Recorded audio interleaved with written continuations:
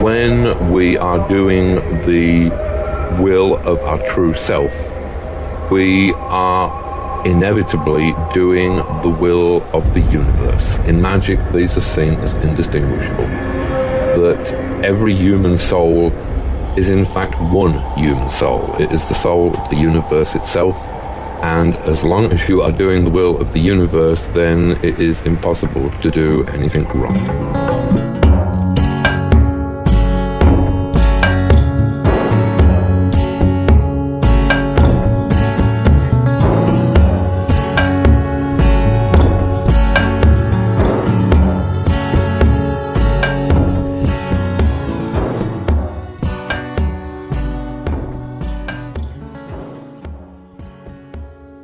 Slither Hither Weirdos and Witches, it is I, Keats Ross, host of Pragmagick and the self-appointed revelator of the Portland, Oregon art religion and art collective We the Hallowed. And, I'm here with Zaro, a familiar gifted to me straight from Hecate herself. I not only wanted to take this time to introduce this week's guest, Vanessa Kindell, a paragon of Sumerian witchcraft, a true guiding light when it comes to the first tether, the source, the root of most Western esotericism.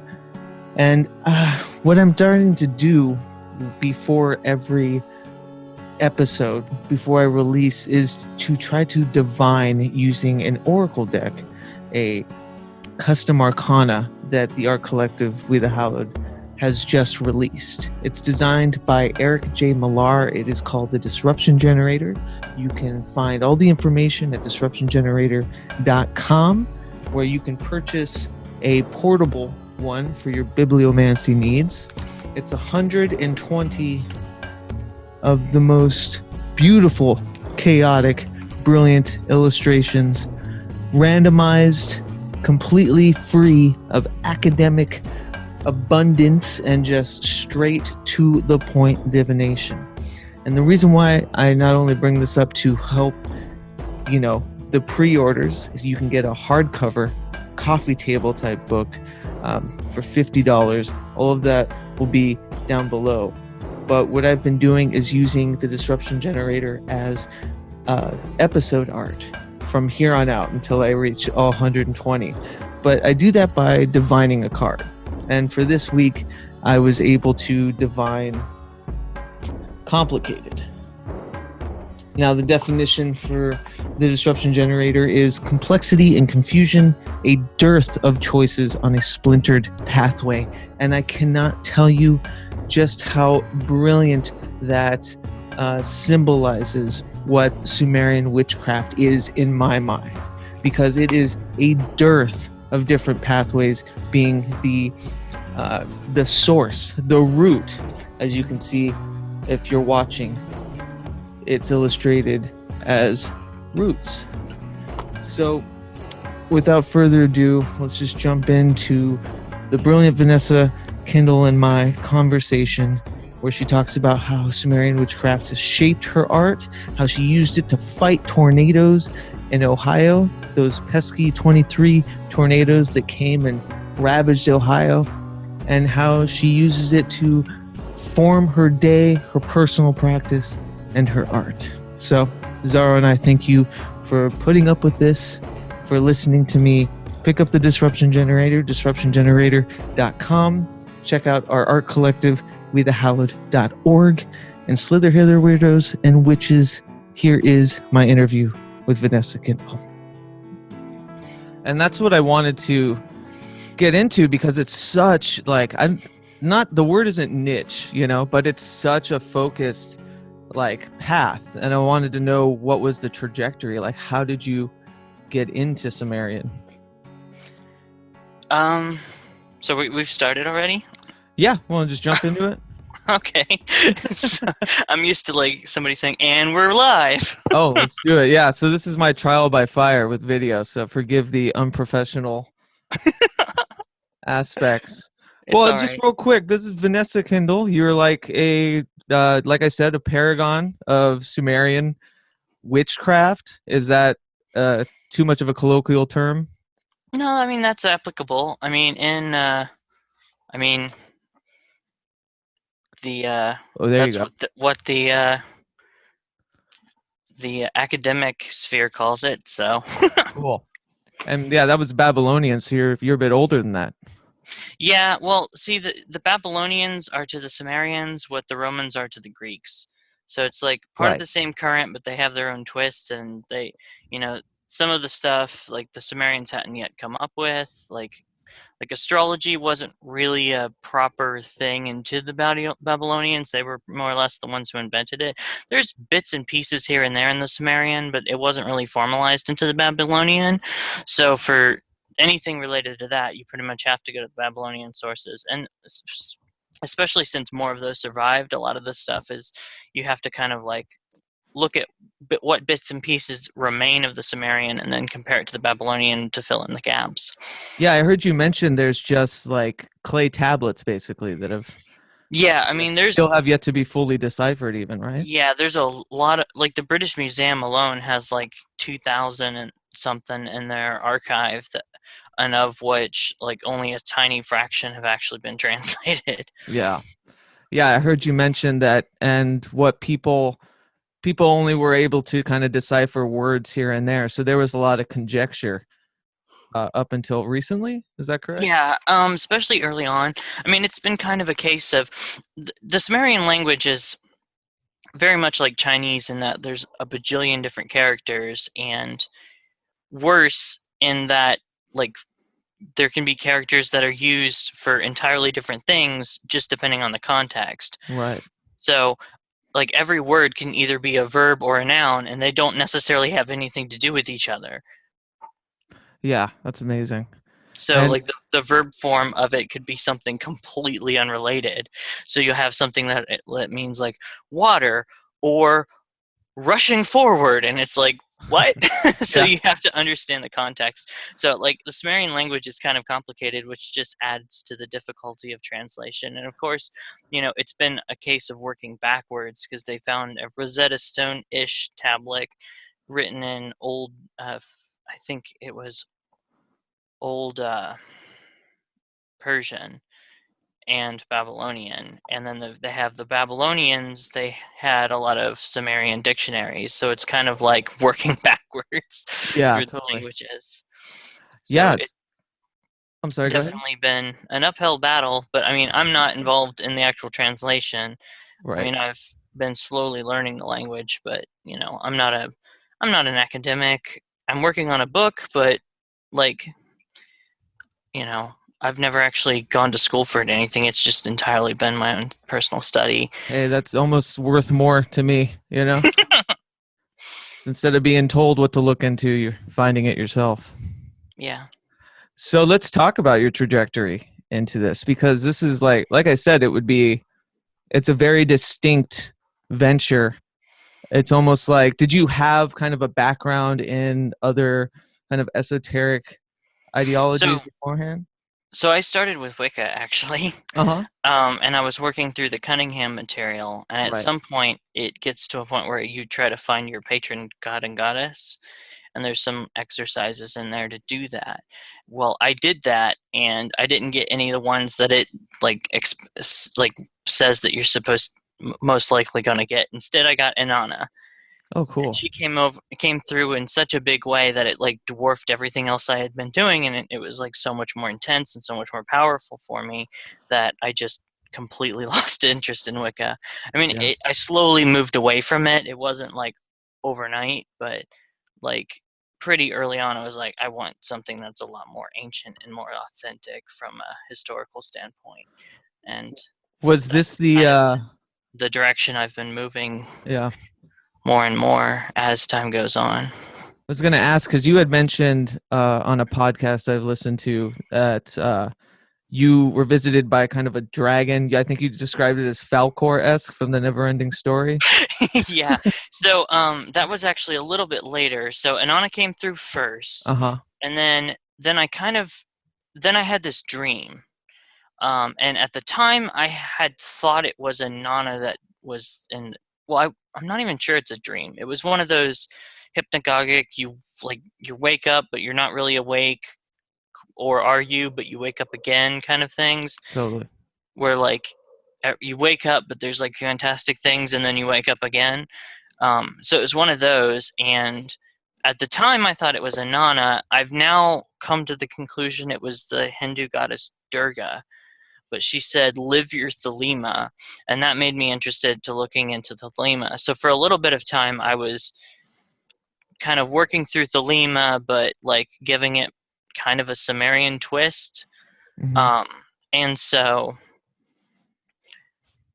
I was working through that, and I got kind of obsessed with Crowley's The Book of Lies, and I had kind of designed a meditation based around the concepts in that book of poetry, and that culminated in a out-of-body experience / void experience Right. where I met Tiamat in what I would now describe as the Abzu. And so were you able to kind of corroborate these experiences afterwards? Because like I know with I've had experiences where I in these states have met with beings or deities that I would later find out to be correlating to things, correlating to certain ones. I knew about Tiamat before I had the experience, but I didn't know what she looked like. I had only like read the texts that describe her, and they don't really describe her. They just kind of like explain what her domain is and what she does. What But is her domain? well, the Absu and chaos. Ah, She's kind of the force of chaos at the dawn of the universe, and she's like the mother of like half the gods. Her Sumerian name, which I didn't know at the time, is Namu, and that's kind of the one I tend to prefer calling her now, except in the context of that experience because she introduced herself to me as Tiamat. I think because that was the name I knew. oh, right. So yeah, it's like speaking to you in a language you can understand almost. Right. And so how she appeared to me in the Abzu was, I use Falcor to describe it because that kind of gives you the overall body shape, but Right. it was more dragon-esque than that, more scaly. Definitely the color was like that, but more like if you picture, have you ever seen an albino snake with Sure. like when it's like kind of having freshly crawled out of its like shed its skin, so it's still kind of oily, and so it kind of looks rainbowy. Mm-hmm. That's how it looked, how her skin looked. Very Um, cool. but her shape, I later found I think it was a cylinder seal with a depiction of her on it, and she looked exactly like that. She was just in a different position, but like she looked exactly like that. So it was kind of to me, um, it was kind of a proof in the pudding kind of thing, Right. a uh, a verification of what I had seen to see it in stone like that. Very cool. I wanted to ask you too about if you could describe the process of reaching this state, a little bit about the ritual. It was mostly it was a meditation. I was practicing some meditation exercises that I had gotten from some Buddhist texts that I had been reading. And I think one of them was the Sutra on the Full Awareness of Breathing, specifically Thich Nhat Hanh's commentaries on that, and a couple things that I had pulled out of the Penguin. What is it? Hold on, let me actually grab it. It's right here. Something I had pulled out of the Penguin Classics edition of the Buddhist scriptures. I don't remember which one it was. I just kind of flipped through. Is there a But lot of? Oh, I'm sorry. Go ahead. so anyways, so I used the techniques that I got from those texts, but the actual meditation was on the concept of nothingness, of void, of like the space, like empty space, Yeah. and like the concept of non-existence, and that seemed to be what sparked it. Yeah. Because I was thinking when you were talking, you brought up the Buddhist correlation, and you had mentioned before, like you had used the term "hungry ghost," describing one of the gods, or like it's like, what did you call it? Post-human, I think was the term you used, which I really loved. um, I don't think that I described the gods that way, but definitely No, there no. are spirits. Yeah. I'm trying to. Where did I put it? There Yeah, it because is. that was my Um, introduction. it's To the actually Book of the Dead. yeah. Hungry ghost is one of the types of spirits that are listed in the. So I have right here. It's called the Witchcraft series Malclu. Maklu. Always mispronounce that. It's actually a Babylonian exorcism text, and it's Oh, right. really long. It's more of a collection of them all kind of stacked up on top of each other. It Mhm. very much reminds me of the Headless Rite, I and was just going to ask you about that. I actually used it to kind of construct my own Mesopotamian version of the Headless Rite. Among other tablets, it wasn't the only source, but in any case, one of the types of spirits that are mentioned multiple times is hungry ghosts, because the idea was that when your ancestors died, if they weren't buried exactly perfectly, or if they were like jerks in life and therefore rejected from entering the gates of the underworld, then they would just kind of wander the earth as a hungry ghost, and that's where you get a lot of the weirder kinds of illnesses, as well as like misfortune in your life. Um, Also, some poltergeist type things in some contexts. Um, Sleep paralysis type things in some contexts, Right. and other such things. And so, like, concern about ensuring that hungry ghosts in your family were taken care of, and so that there came a lot of ancestor worship and like leaving altars out for your dead relatives and stuff, with like food and drink offerings and all that sort of stuff. But also to kick out the hungry ghosts that aren't in your family that might be messing with you, and that sort of thing. Is there, yeah, I was, wondering about the synchronous kind of rites that are maybe even stemmed from Sumerian, because I'm guessing that that's the tether really is Sumerian witchcraft has those, tentacles and everything, or that's where Definitely. the archetypes come from. Definitely a lot of stuff in the Westerns, anything that goes through the Greek and Roman uh, heritage. That's not really the right word. I'm trying to think of the word that I'm trying to use. Anything that goes current, there's the word I was looking for. Anything that goes through that current originally comes from Sumer. I mean, the Greeks learned their astrology from Babylon. They Yeah. actually traveled there to learn it, and then of course claimed credit for it because they always did that. But I mean, and most of the Greek pantheon is actually Greek adaptations of Babylonian deities, which of course Babylonian are to the Sumerians. They're a version of the Sumerians. So, and the Babylonians influenced a lot of people. There's elements of that in the Hebrew scriptures. There's elements of that in Gnosticism. There's elements of that cross back and forth with Egypt. So there's some Egyptian deities that were imported into the pantheon, such as Bes. And there were some Sumerian deities that got imported into the Egyptian pantheon, sometimes through other vectors. So like they would become popular in a nearby civilization, and then that civilization would send it to Egypt.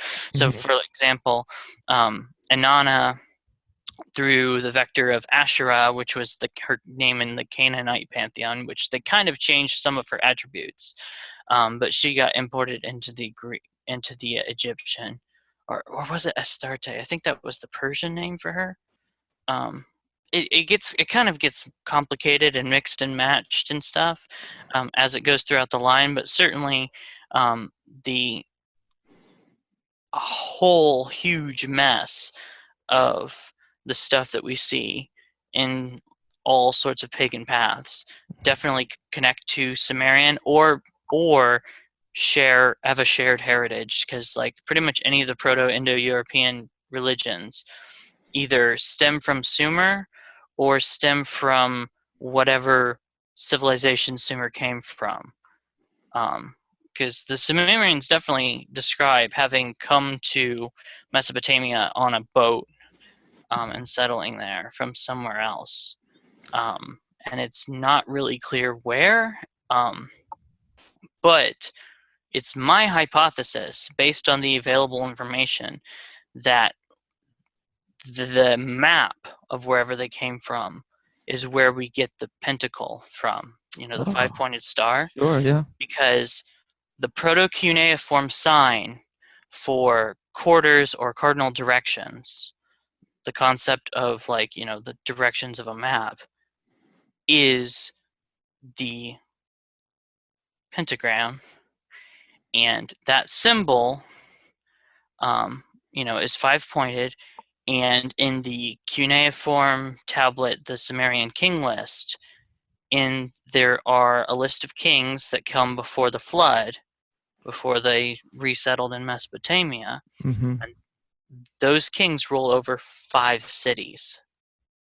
So if you have 5 cities that are existing in this civilization, and you draw roads between them, you're going to get something that looks a bit like a pentagram. So I'm convinced, it's my hypothesis. Of course, more information could come out that debunks this, but it's my hypothesis based on that the pentagram that we all use so much in magic actually is a map of the world before the flood. Wow, that's brilliant. Definitely, it is cuneiform. Like when you write that, you are writing proto-cuneiform, like the pictograph version of cuneiform, because cuneiform started out as pictographs, so essentially sigils, like images. Sure. That then were simplified down to be made more easy to draw on a consistent basis, and that's where you get cuneiform. So every cuneiform sign is a sigil. Yeah. I was wondering what the patronage of doing this quote unquote witchcraft with, are you gifted or shown? Is it when you're doing the headless rider, is it like a HGH kind of situation, or are you using different gods for different things all the time, or is there one that kind of serves you more than others? All of the above. Okay. So the Sumerians had a concept similar to Crowley's concept of the Holy Guardian Angel. Mm-hmm. But Did they say HGH? Sorry. Human growth hormone? What? Yeah, you did. HGA. Yeah. So yeah, they had a concept similar, which was your personal demon. Which kind of relates to the concept of the Agathos demon in Latin cultures. But it's the idea is you have a spirit that's like assigned to you specifically, that's like you are essentially their I've been having all sorts of trouble with words today. Oh, you and me both. You are their apprentice. I don't know why I couldn't think of that word. You're essentially their apprentice in your life, and they're like the first person you should go to when you need spiritual assistance. And then the second in that chain of command would be your personal god, because you have a patron, a deity that's like picked you as like they're like, you're mine now kind of thing. That at least that's how it was for me with Inanna. And that seems to be like, among other Sumerian reconstructionists, they seem to all describe it more or less the same way.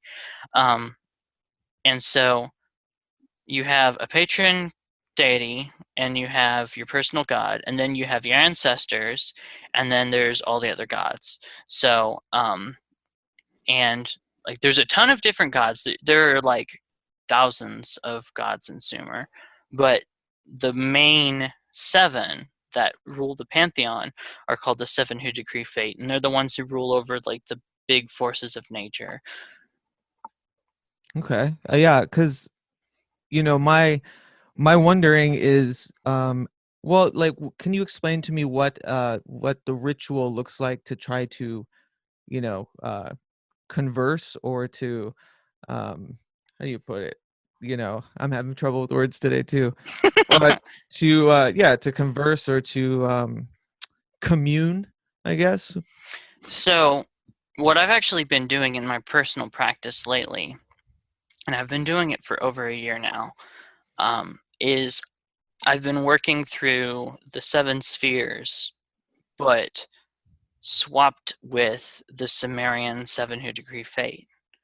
Cool. And I've been using that as kind of a template, but then mixing it with the kind of stuff that the Sumerians would have done. So the way my ritual starts out is I open with a Sumerian version of the Lesser Banishing Ritual. And I do that, I essentially took that concept and rewrote it from scratch using stuff that I pulled from Sumerian tablets, stuff that I pulled from like all sorts of grimoires and stuff, but mostly trying to make it as Sumerian as possible with the way that the Sumerians might have done it had they had that ritual. There are the 4 winds in Sumerian, and they are the 4 cardinal winds, so the north wind, the west wind, the south wind, the east wind. They rule over the 4 elements, and that's all pulled directly from tablets. So each one has an element, each one has a god that they're, some of them, depending on which tablet you go off of, which god goes to which is kind of, there's, different people had different opinions on that, but each one ideally had one god, and then they had an omen associated with them. So if you were being blown on by that wind, you knew that, hey, if it's, this wind, you're probably going to have a storm. If it's this wind, it's probably going to be fine, that sort of thing. So, and so I took those 4 winds, which also are represented by the Lamasu, which are those chimeric bull, lion, eagle, man statues. Mm-hmm.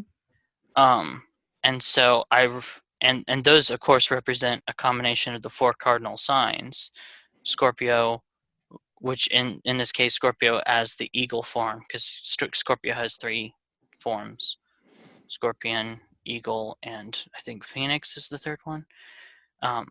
So of course Scorpio in the eagle form, Leo in the lion form, Taurus in the bull form, and Aquarius as a human. And that's kind of the mix together. And those were placed at the cardinal points of important buildings to guard them spiritually. And so, and those are what the form of the 4 winds, that's like the form they take. So when I'm doing the ritual and I'm calling the names of these 4 winds, in my mind's eye, I'm picturing those giant things, 2 stories tall, showing up to stand guard around my ritual. Because you know how, typically when you do the Lesser Banishing Ritual, typically people picture like, winged humanoid angels with like swords and stuff or whatever. Yeah. Or some people, they do like the tetramorphs, but I specifically am envisioning those things. And so I call on the 4 winds to guard the ritual. And then the next thing I do is I give offerings to the deity. I do wheat beer, because that was what they drank in Sumer. And I do a type of bread. I usually use crackers because it's convenient. And I do a scented oil. I usually use lavender essential oil because it's my favorite scent. And if I'm going to be giving something to the gods, might as well make it be my favorite thing. So I do that, and then I will read a hymn to the deity. Usually I take the transliteration of the cuneiform of a hymn from Sumer and read that out. The most recent one I did, I put it to music. I played my setar and sang the hymn to the best of my ability. So I do a hymn, and then I ask them for guidance, and then I do a scrying session, and depending on what time of day it is, I either use an obsidian crystal ball or a bronze mirror. And usually, and that's kind of the point where I find out if it worked. If it worked, they'll show up in the scrying surface. If they didn't, then they won't, and then I'll have to figure out what I did wrong. So far, that's never happened. They've always shown up, as long as I've been doing it with this format. And so then once that happens, I thank them and praise them in Sumerian. So, excuse me, let me get a drink. Yeah, no problem.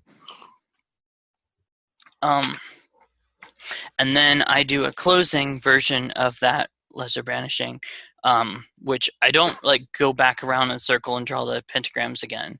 Instead, I just simply list everything that I listed before and use so it's all up on my website, Gnostic Temple of Inanna, but Right. I go back through and say, Guardian Winds, Zami, which means be praised in Sumerian. I go through all of it.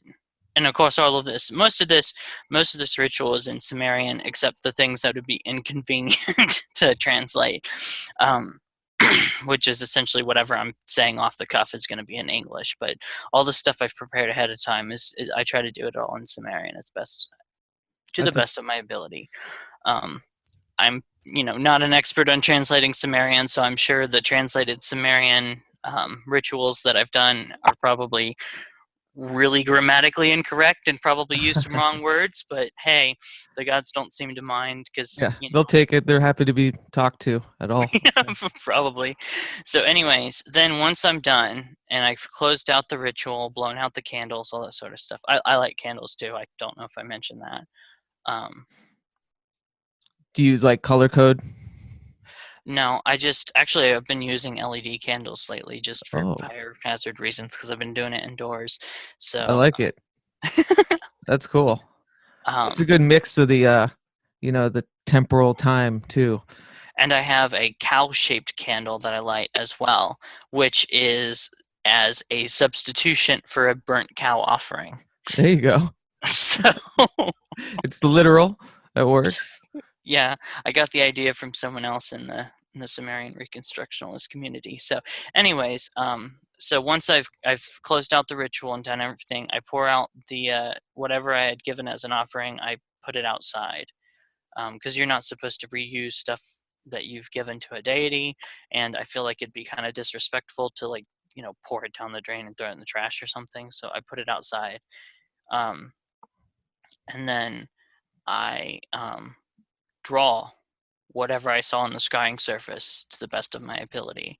So I have a drawing, a record of what I saw, and that I can look back on it, and so I can remember how that deity showed themselves to me, and so I can show it to other people. Hey, this is what I saw. Are you finding that what they show to you sometimes translates into works of art as well? Yeah, well, of any sort, definitely. I've a lot of the last so many articles I've written for the Peacock Goat Review, Mm-hmm. have largely been centered around either lessons that I learned or just like recounting my experiences of these initiations. Definitely different ones have inspired me to make different things. Like when I did the Inky one recently, I was inspired to make an idol for Ninhursag, which is the goddess of nature and also Inky's consort. And that's now a part of my everyday altar next to my Inanna one, which I was inspired to make an Inanna one earlier in the Prath. These are the clay talismans? Yeah, I've done that.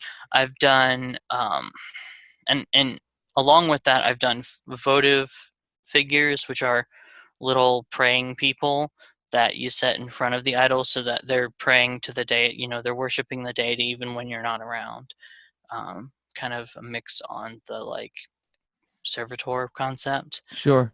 I've done altar tiles with the Star of Inanna on the Inanna one and the symbol of Ninhursag, which is a kind of weird loopy omega shape thing on that. That's pretty much all I've done out of clay for that, other than I've made a set of essentially runes, but with cuneiform signs for divination purposes. And that I've been doing music. I've been inspired to try and create. I'm working on an album of Sumerian hymns, trying to make it sound as Sumerian as possible. I got a setar. That's been learning amazing. how to play that. And I'm supposed to be playing that at Dayton Pagan Pride this September. So hopefully I'll be ready by then. That's incredible. Yeah, I absolutely adore both the customization, like the cooking aspect of bringing in a bunch of different ingredients, but also you have like such deep reverence for the things you're working with. It's not a lot of times, I'll speak with chaos magicians or something that's very much just kind of whatever works, it doesn't not really given too much reverence or care about what I'm casting or consorting with, So I'm happy that both it's like this such an intent riddled ritual, but it's also like very artistic too. So that's amazing. I was going to ask you too about, what this leads into. First, let me just say I'm glad you're okay. You guys were ravaged by 17 tornadoes. Is that correct? Not you I personally, think but the count's Ohio. up to 23 as of I last checked. Of course, the number. Confirmed, Yeah. because the number that they were, because there was when it first came out, they were like, okay, we think there's like 11, and then they started like inspecting the damage and looking at the records and stuff, and the number just kept counting up for like the next couple weeks. I think they finally stopped it on 23. That was the last number I heard. So. 23 is a very appropriate number. Of course. But what I was kind of diving into was you had told me that there was ritual work used to kind of keep you safe or protect you and yours during Yeah, this time. so I'm in a group called Lunar Cry that's on Discord. It's run by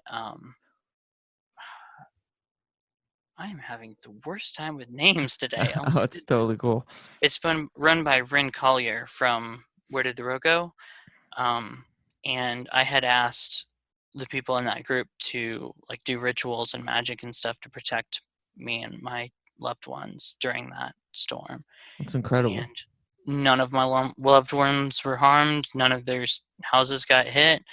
A couple people that I'm close to's workplaces got damaged, but like they are doing okay. So, and there was a lot of places that got hit really hard, but everyone that I knew was protected. So I feel like that was a successful bit of magic right there. So what was that I like? was busy hiding in the bathroom, so I wasn't actually doing it. I was just talking to them on my laptop. I had my laptop hidden in the bathroom with me. Did you give them a like a group ritual to all do in conjunction with each other, or did they just kind of use their own? They just did whatever they had. Oh, that's brilliant. Whatever their practice was, they just kind of did their own thing. I love that. That's incredible. I mean, technology, right? What's really weird about that whole scenario is two things. One, then almost exactly 24 hours before that storm, my girlfriend had seen a faceless thing in the window looking into our apartment. She didn't get a good look at it. It was from across the apartment, but it definitely wasn't a person, and there was no way. We're on a second story, so there's no way any person could have easily gotten up there without a ladder, and you'd hear a ladder. So, yeah. What's your and then assumption? So then later that day, or the next day, but before the storms hit. Excuse me. Let me get another drink. My throat's really scratchy today. So earlier in the day that the storms actually hit, I had done a divination with the Sumerian Oracle deck, trying to figure out what that faceless thing was. I don't remember all the cards, but I remember in the near future position was the card Ishkur, who is the god of storms. Mm-hmm. And then later that very same day, we got hit by all these tornadoes and storms. And I feel like that was kind of, a warning to me, hey, you should probably pay attention to this. And honestly, I probably wouldn't have been paying as much attention to the storms had it not been for that card showing up. Because we do get thunderstorms a lot around here in Ohio, and most of the time they're nothing to be worried about. So a lot of times I just kind of tend to ignore those alerts and stuff. Yeah. But I was paying more attention because of that, and as a result, we were safe. Or That's I feel incredible. like, at least partially as a result, we were safe. We had made a point of being home. So Is there a faceless type deity in Sumerian that kind of perked your ears when you heard that? there is, but I don't think this thing was it, because the faceless thing is Alu. I hope I'm pronouncing that right, which is essentially, so when humanity was created in the Sumerian mythology, they needed essentially a spirit and a life source to put into the clay statues to create humanity. And so the god Wela, who was the god of intelligence, volunteered, well, or was volunteered, depending on which tablet you go off of. If you go off the later tablets, was volunteered. Earlier ones seem to be volunteered of his own volition. But in any case, was sacrificed to have his, like, life force put into these statues to create humanity. Well, when that happened, he had a ghost, and his ghost became a hungry ghost and wanted its body back, essentially. And that hungry ghost is Alu, and it is the shadow thing, the faceless shadow thing, that is the thing when people have sleep paralysis. At least some of the time. The shadow people, Yeah, the most violent one. Ooh, like an incubus almost. Yeah, specifically the faceless one that tries to like kill you. And that was their explanation for what that was. And of course, me being a Sumerian structuralist, I assume they're right. Yeah. So in any case, Alu is, a faceless thing, but Alu wouldn't warn you about a storm. Alu wouldn't have anything to do with storms. Alu would show up in the middle of the night and try to basically choke you to death. Yeah. It's not his purview. Rip your spirit out of your body so that it can have its body back, basically. Yeah, it's his Tuesday. So I don't think it was Alu. So what was it? I have no idea. I feel like if anyone's going to figure that out, it's going to be my girlfriend. After all, she was the one who's seen it. Right. But she was kind of terrified by it, so I don't think she even wants to know.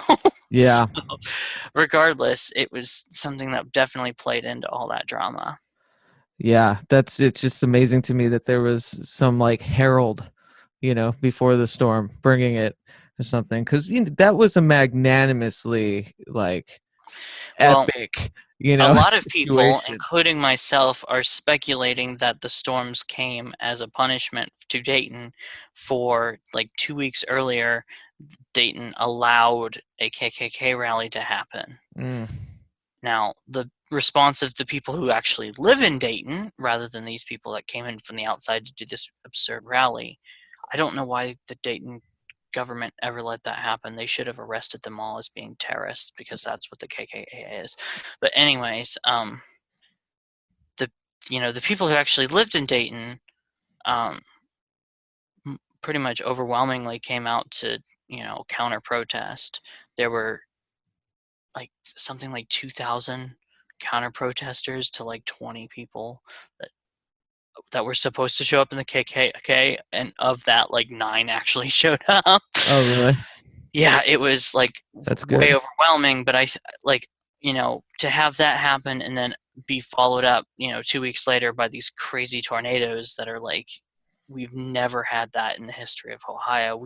We have tornadoes occasionally, but they're never that many in one place at one time. Yeah. People have been suspecting that it was punishment for letting that rally ever happen. But, at the same time, it's kind of unfair because the people who actually live here were kind of against it.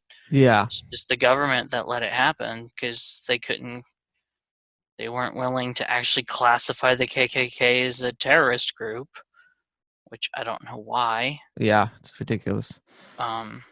I suspect that it's because probably some of the people in the government are racist trash, but whatever. Absolutely. That's getting political. I don't want to really talk about that. The point is, a lot of people have been speculating that that's the case, and I even kind of made a joke about it on my Twitter account. Yeah. How was that received?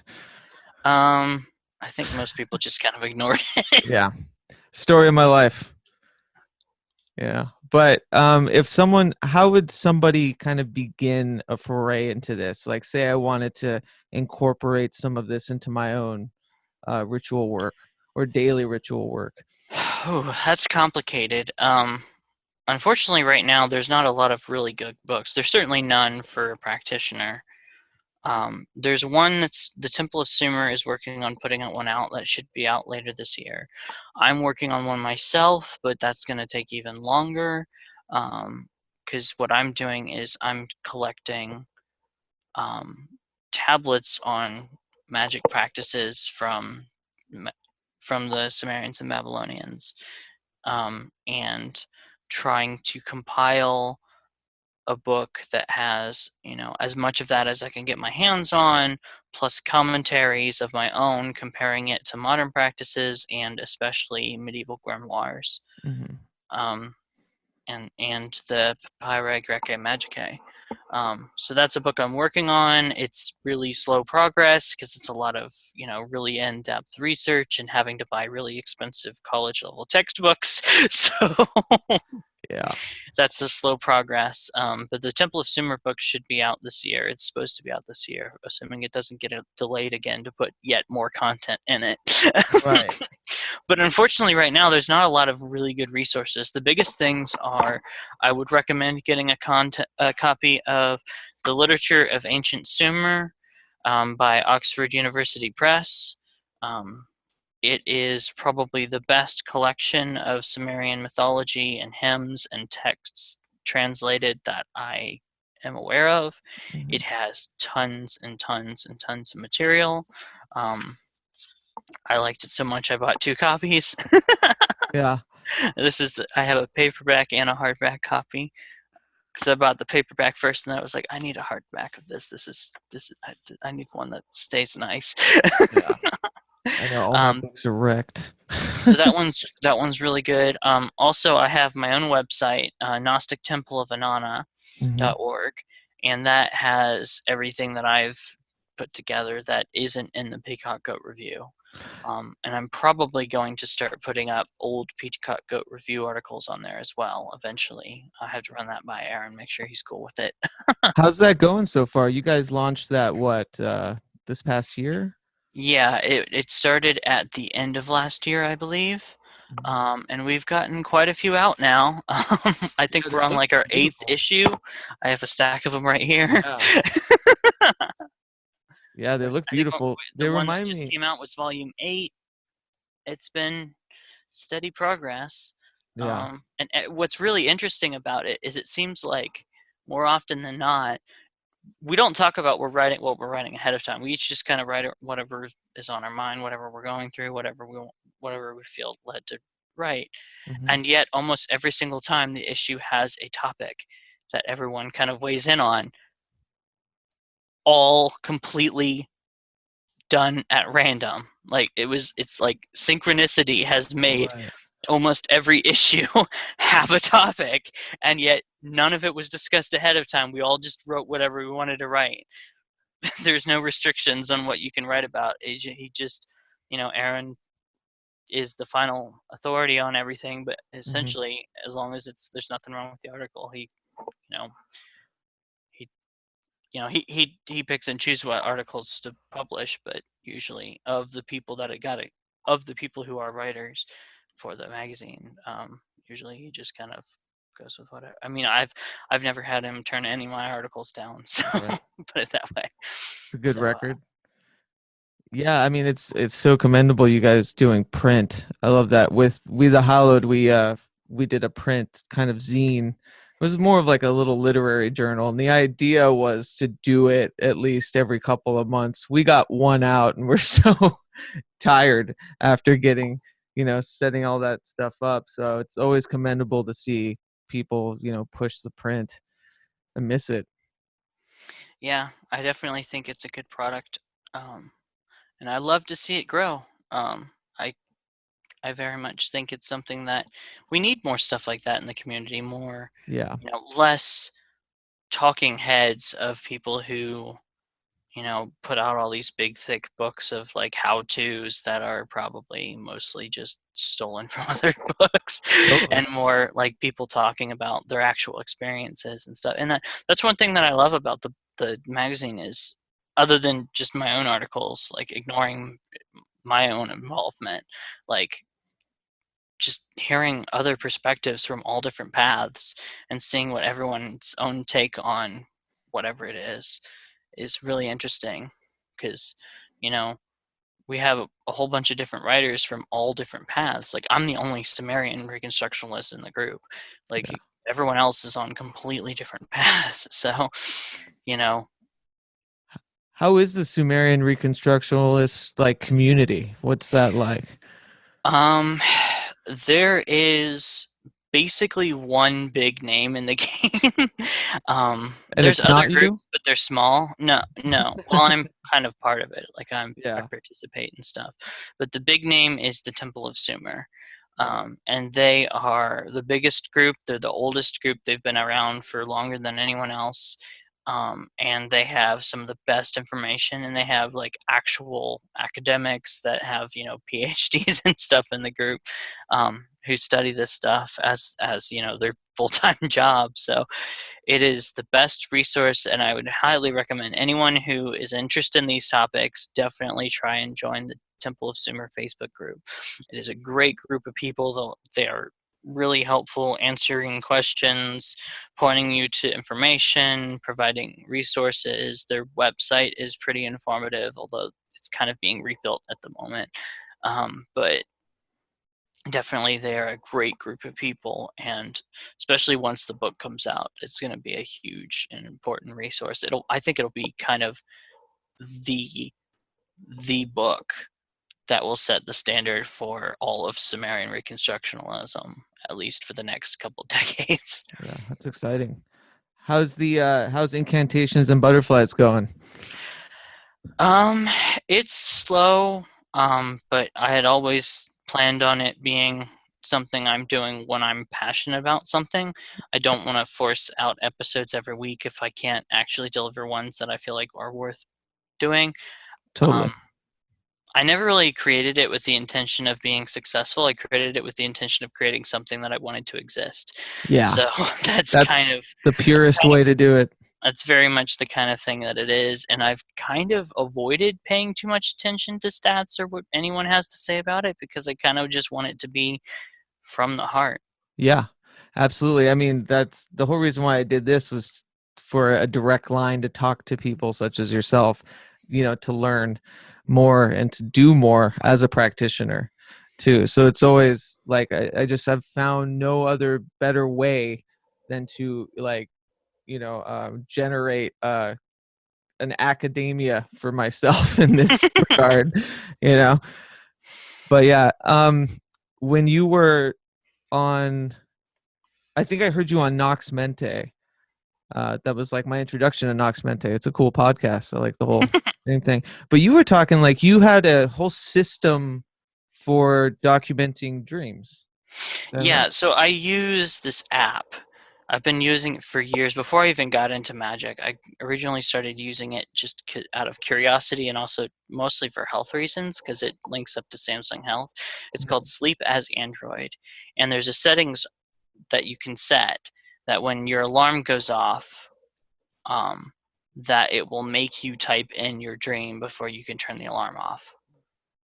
Sleep and as I've been Android? It's for Android phones. Yeah, perfect. And I've been using it for years, and it forces you to write down your dream before you wake up, before you can turn off the alarm. And I also use it to record my sleep cycles and stuff. So I have years worth of sleep data from that, including dream entries and all that sort of stuff.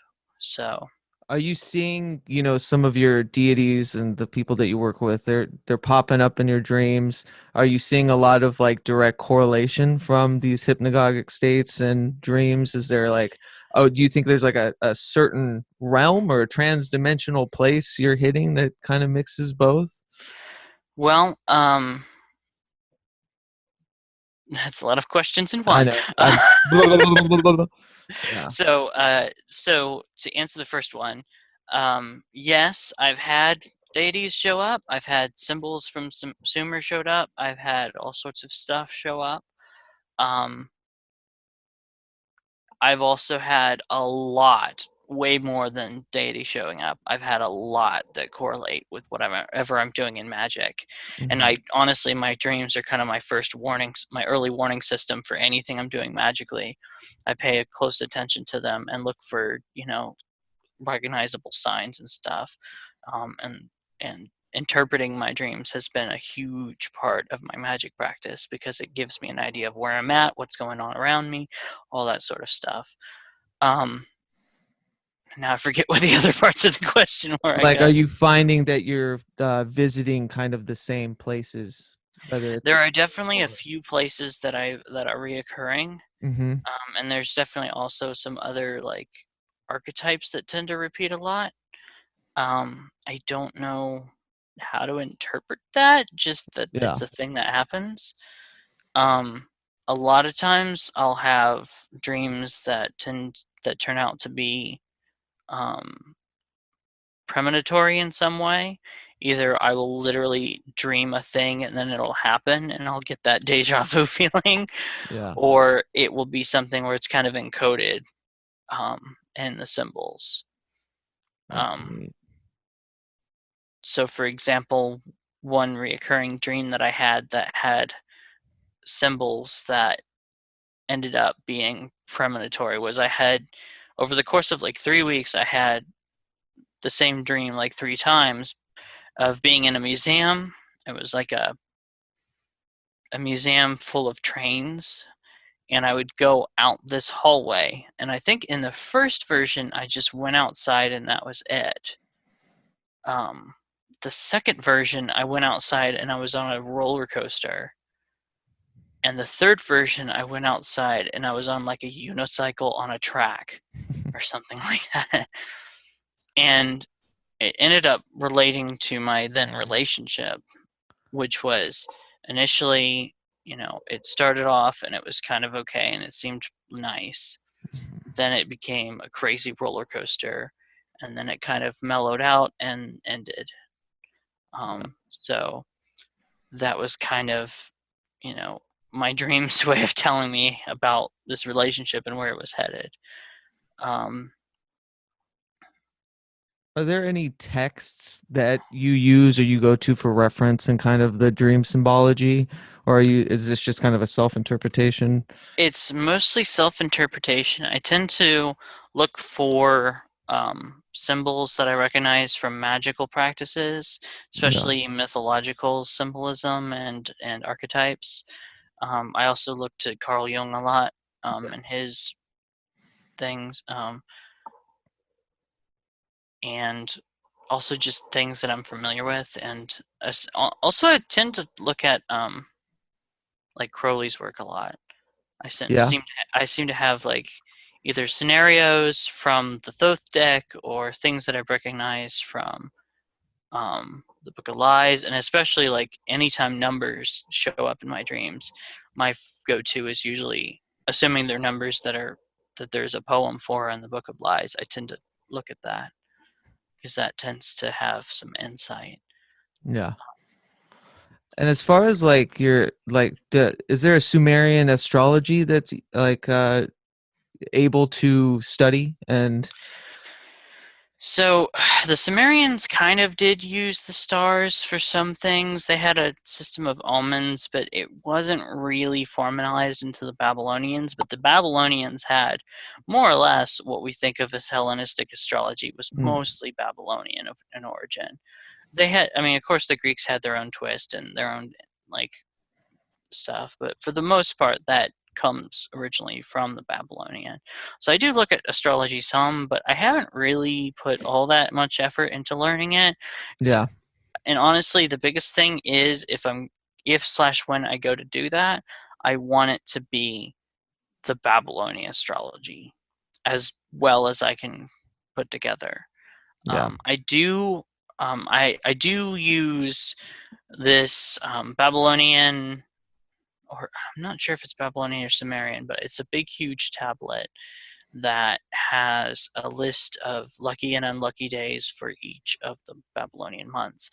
And I've kind of reconstructed the Babylonian calendars, sort of, based on the astrological signs that show up in each Babylonian month, because each month was supposed to be one sign. Mm. So I've kind of put together this like reconstructed calendar system, and I wrote up a script, and it's on my website. If you go to the calendar page, that is the calendar, and it has the list of lucky and unlucky days, and then a list of things that month is astrologically good for. And so anything that I'm doing that's one of the things that can show up on that list, I refer to that as a guide. I also tend to mix in the I'm not sure where it originated, but the idea of like the planetary days and hours, Right. I tend to mix that in a lot.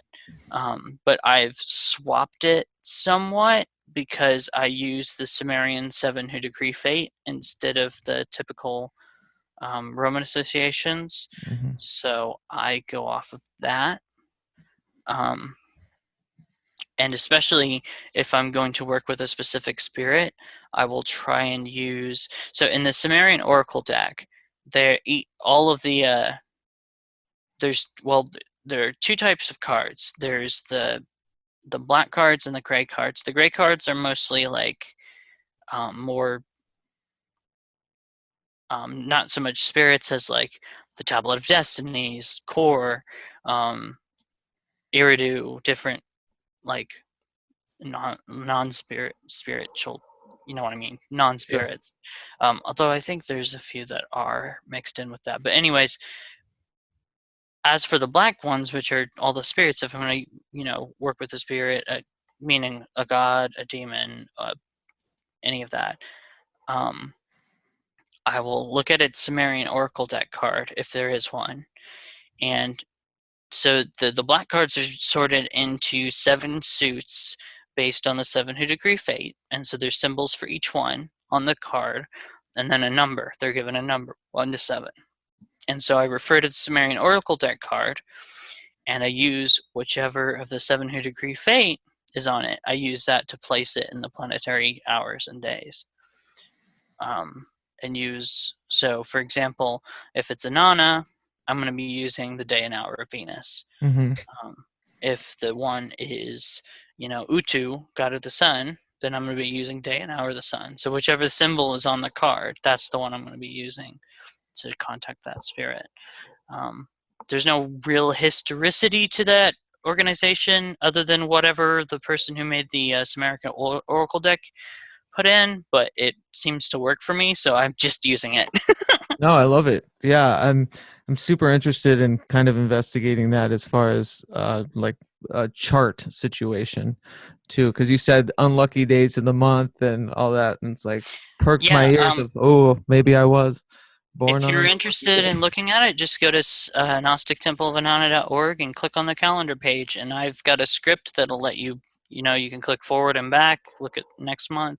It'll show you what day you're on in the current month, and it has those symbols from the cards at the top for the days of the week. That's awesome. I'm really proud of that thing that I put together. It's incredible. It's like so thorough. I love it. Yeah. So what's in the future? What's coming up? I know you had mentioned in September there's you're going to be playing some music at a pagan. Dayton Pagan Pride. Very cool. Like I said, I'm working on that book slowly. Yeah. I have no release date. I have no anything. It's going to be done when it's done. Sure. Yeah. That may take years. That may take months. However long it takes, I'm not going to put a deadline on it. I'm going to let it be done when it feels like it's ready. Other than that, I'm slowly making updates to the Gnostic Temple of Inanna website as I create more things and do more stuff and learn more and all that sort of stuff. I have an album I'm working on slowly. That should be out before September, hopefully. And it's going to be Sumerian hymns. You have some music posted too, right? Somewhere? Yeah, I have a Bandcamp page, vnessi.bandcamp.com. Very cool. And Peacock Goat Reviews going strong. I'm sure you're going to be in Yeah. every issue you're in. I am so far. Mm-hmm. So assuming nothing changes. Well, that's amazing. And thank you so much for taking the time. And, I appreciate you putting up with my unprofessionality because you're such a podcast maverick. I think you've hit like everyone I listen to pretty much. Yeah, every time I think I've been, on all the podcasts I'm going to be on, I end up getting asked to do another one. So yeah. Well, hope this definitely won't be the last, I hope. Get you back on later, especially around. I would love to hear more about the Dayton Pride Festival too. I think that's such a cool idea. It's going to be my first pagan festival full stop. So a little bit nervous, but I've done public performances before. I used to be in a band, a rock band, so very cool. Yeah, I mean the music situation, the writing the Sumerian hymns is I'm so interested in that. I can't wait to hear what comes do of my that. best in pronouncing Sumerian words. It's kind of like you've never heard it really said appropriately, right? There's really only one attempt that I'm familiar with, and I've kind of been inspired by him. On YouTube, there's Peter Pringle put out a video. He actually has a gishgudi, which is the Sumerian musical instrument, which the setar is the modern, like, descendant of. And he did his attempt on doing just like the first 4 or 5 lines of the epic of the one of the Sumerian Epic of Gilgamesh tablets. Mm-hmm. And it's really beautiful. I'd recommend everyone check that out. But no one's really tried to do it on any kind of scale, and certainly not like his video is just him singing and playing the gishgudi. I'm gonna like include drums and stuff, and maybe even try to do a flute. Very cool. I wish I knew more people interested. I would kind of like to put a band together, but well, if you need anything from across the country, that's not really gonna help. But all right. I was like, I could email you some drum parts or something, do it that way. But that's it would have to be, Sumerian instruments. Right, and because you wanted to get it as close to. Yeah, I want to try and recapture what that might have sounded like the best I can. And the plan is, I might have to change it though, depending on what I can find, because I think I've kind of hit a roadblock on a couple of them. But the idea is to have an album with 7 tracks, and each one being a hymn to one of the 7 who decree fate. Yeah. So kind of like almost a Holt's Planets, but with Sumerian deities. There's that 7 again. I have definitely been moved to put 7 tracks on records. It's like it's a pretty major number too in Sumerian, right? Yeah, definitely. Well, cool. Well, thank you so much, Vanessa. I really appreciate it. Yeah, thanks for having me on. Of course, yeah. And stay in touch. I'll get all the pertinent links and everything down in the description, all that fancy stuff. I'll make you a real fancy introduction so it doesn't just come into my really bad introduction. Well, thank you. And have a good rest of your night. Yeah, you too. Yeah, stay safe. Keep punching those tornadoes. I think I'm going to continue hiding from them. Yeah. Punching them with magic, I mean, Fair enough. All right, have a good one.